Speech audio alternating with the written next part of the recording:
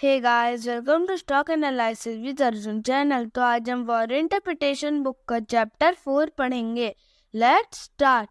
Warren Buffett ने अपने analysis से यह जाना कि जिन कंपनी के पास कॉम्पिटिटिव एडवांटेज होता है और इस कॉम्पिटिटिव एडवांटेज में टिकाऊपन यानी लंबे समय तक बना रहता है, वही कंपनी ढेर सारे पैसे बनाती है।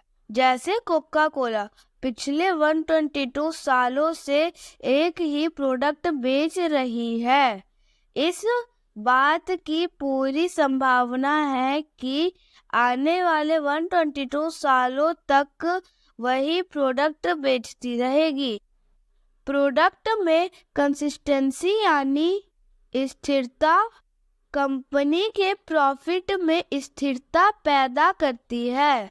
यदि कंपनी को अपने प्रोडक्ट को नहीं बदलवाना पड़ता तो उसे रिसर्च और डेवलपमेंट में लाखों रुपए नहीं खर्च करने पड़ते, ना ही उसे प्लांट को बदलने और अपडेट रखने में अरबों रुपए खर्च करने पड़ते, जिससे कंपनी के पास ढेर सारा पैसा इकट्ठा होता रहता है।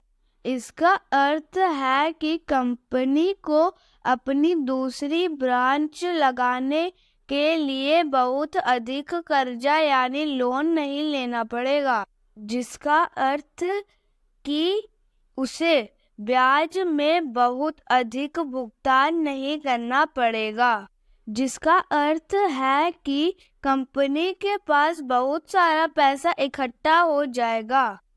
इस पैसे से कंपनी दूसरी ब्रांच खोल सकती है या फिर अपनी कंपनी के शेयर वापस खरीद सकती है, जिसे बाईबैक कहते हैं। इससे कंपनी की कमाई और शेयर की कीमत बढ़ेगी, जिससे शेयर होल्डर अमीर बनते जाएंगे। इसलिए वॉरेन जब किसी कंपनी के फंडामेंटल देख रहे होते हैं तो वह कंसिस्टेंसी यानी स्थिरता की तलाश में होते हैं। क्या कंपनी के हाई ग्रॉस मार्जिन में स्थिरता यानी कंसिस्टेंसी है? ग्रॉस मार्जिन के बारे में हम आगे की वीडियोस में जानेंगे। क्या उस कंपनी में लगातार बहुत कम या कोई लोन यानी कर्जा नहीं है? क्या उस कंपनी को लगातार अपने रिसर्च एंड डेवलपमेंट पर बड़ी रकम खर्च नहीं करनी पड़ती? क्या कंपनी लगातार हर साल कमाई यानी प्रॉफिट कर पा रही है और उस प्रॉफिट में हर साल वृद्धि हो रही है?